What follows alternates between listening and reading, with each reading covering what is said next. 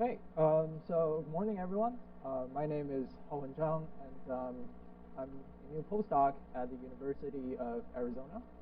And you can see I changed my title a bit, and I just want to talk a bit about the mass evolution of the JWST AGNs that we found until now, and especially some insights from my Trinity model that connects galaxies and supermassive black holes. Okay, so I don't think I have to say too much why we should care about supermassive black holes. They're so prevalent in the universe. We find so many different correlations between their properties and their host galaxies. In the local universe, it's their masses, and beyond the local universe, we find strong correlation between the collective growth of black hole and galaxy growth. We also need them in lots of hydrodynamical simulations because we need AGN feedback to reduce the number of massive galaxies and make our simulations look realistic.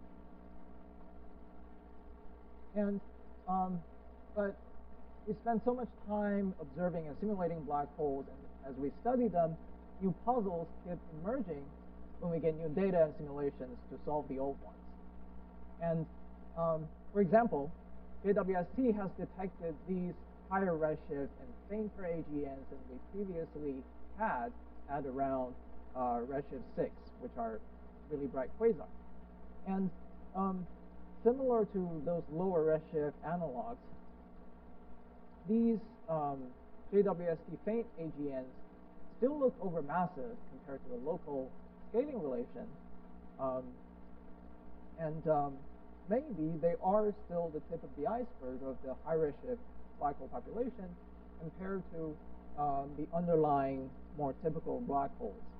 But it is still intriguing how these particular systems has grown to their status as we detect them. And another question will be whether they will remain overmassive down to redshift 0.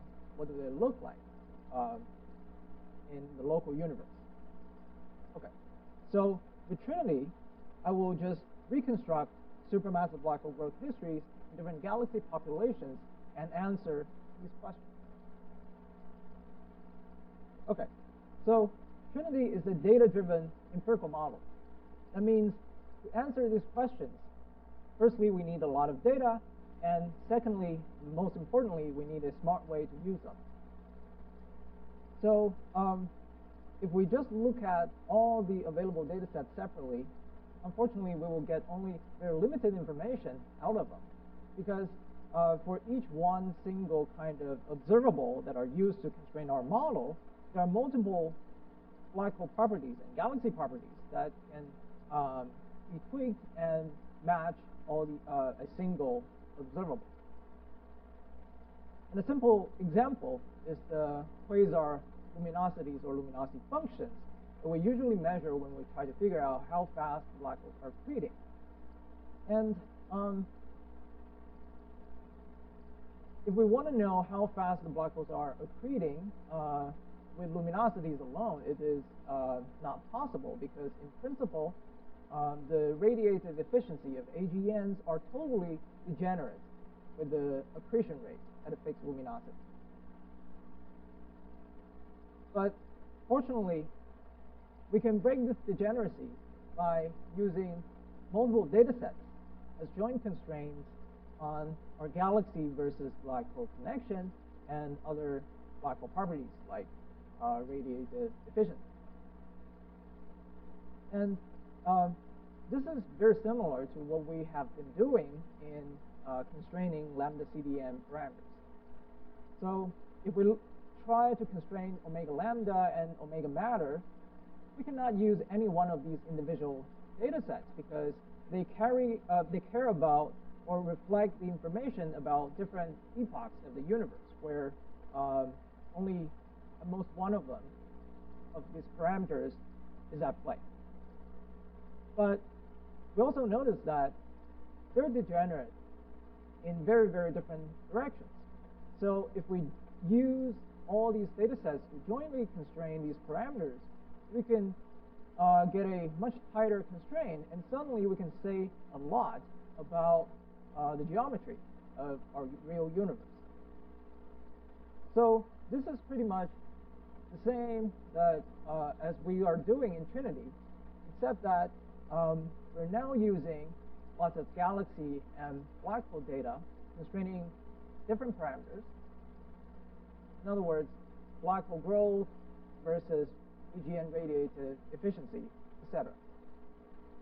Okay, so what Trinity does is essentially reconstructing supermassive black hole growth histories in different galaxy or halo populations that would match all of our input data constraints using Markov chain Monte Carlo.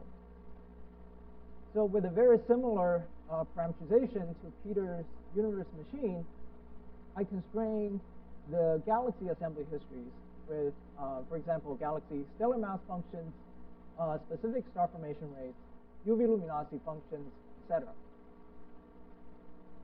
And on top of that, if we add quasar luminosity distributions in different galaxy populations, we can then assign average AGN luminosities to each halo or galaxy population. And further, we can integrate over such luminosity histories to get a sense of how much cumulative AGN energy has been released for different galaxy populations at any given redshift, including redshift 0. Okay, so physically, it will be ideal if we can somehow convert this luminosity history into a accretion rate history. But this is not doable just with the luminosity data, because there's, as I said, there's this degeneracy between the radiative efficiency and accretion rate.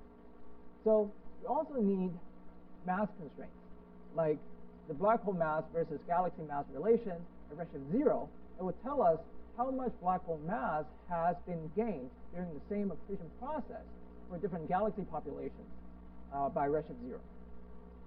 Okay, so now we can easily read off the expected black hole masses in the denominator, and with both energy and mass in place, we can solve for radiative efficiency and convert this black hole accretion history into, convert this luminosity history into the accretion history. Okay, so now we have both the black hole mass and galaxy mass assembly history, and we can straightforwardly predict this black hole mass versus galaxy mass ratio for, in principle, any supermassive black hole population, and including the JWST AGNs that we found up to now. Okay, so this is just showing the subsequent evolution, but in just a minute, I'll also show the evolutions all the way back up to redshift 15. Okay, so data constraints. We firstly have to include lots of quasar luminosity distributions and luminosity functions to specify how much AGN energy has been produced in different galaxies, and also their AGN duty cycles, Eddington ratio distribution shapes, etc. And as I said, mass constraints are needed to specify how much mass corresponds to so much energy to convert luminosities into accretion rates. At high redshifts, we also include black hole mass functions included traced by AGNs, because beyond redshift 0, that's pretty much what we have for galaxy for black hole mass. And in Trinity, we do forward model all the systematic issues like AGN luminosity limits and also AGN obscurations, so that the comparison between the model predictions and the individual data points are as fair as possible. Okay, so back to the question. When and how did these JWST AGNs grow overmassive compared to their host galaxies, and do they stay overmassive down to redshift 0? So here's a prediction of the black hole mass versus galaxy mass ratio versus redshift of these JWST AGN or candidates all the way back to redshift 50. So we can see that none of these overmassive JWST AGNs start out as overmassive.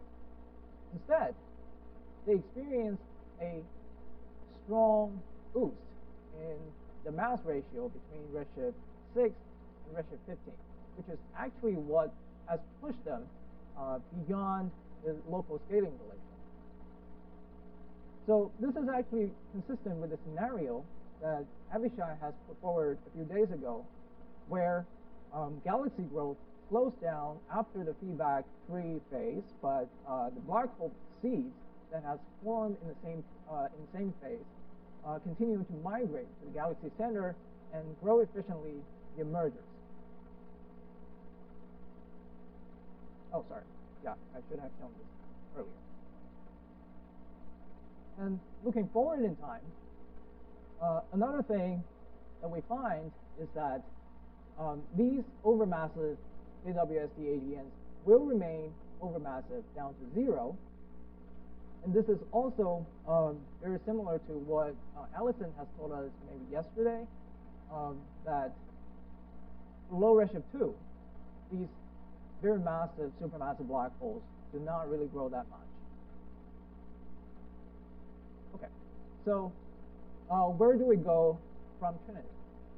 So Trinity has already given us these average growth histories for different black holes in different galaxy populations, but unfortunately it doesn't tell us what is really under the hood, whether that is due to smooth accretion of gas, cooling flows, or even black hole mergers.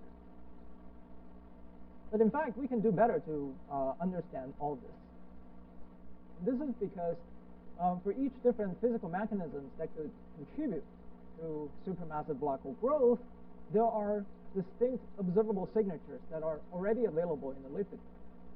So for example, if we want to study like for external smooth accretion of gas that often happen in star-forming galaxies, if they contribute to black hole growth, or at least correlated with black hole growth, we can see a difference in the average AGN luminosities between star-forming versus quiescent galaxies.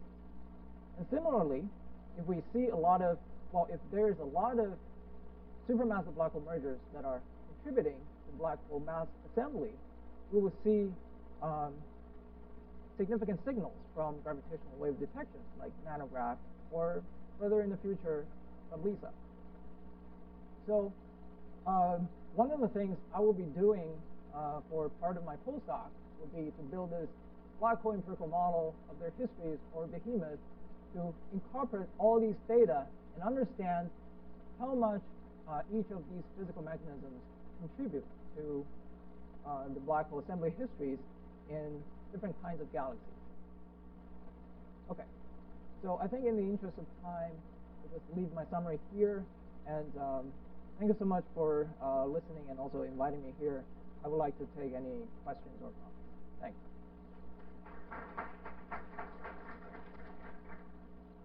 Okay, thank you. So maybe the next speaker could already come forward.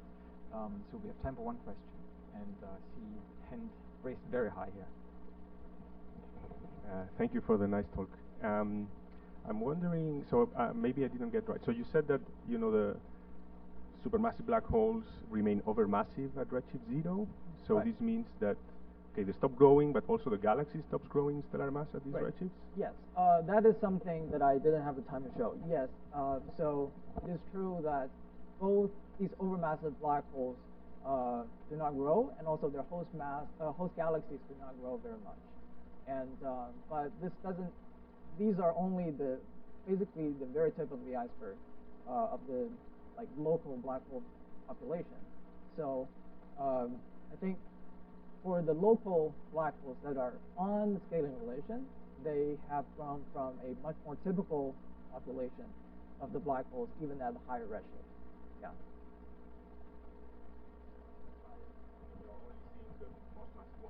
I think that's likely. Yes. Thank you.